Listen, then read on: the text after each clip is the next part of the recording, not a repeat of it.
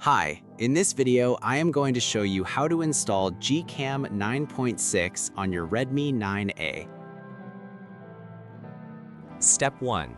Tap the first link in the description to open the article. Step 2.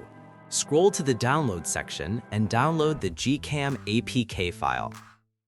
Step 3. Follow the How to Install guide for step-by-step instructions. A video guide is also available. That's it. Don't forget to visit the article for complete instruction in APK file. Lastly, here's some GCam versus stock camera app comparison.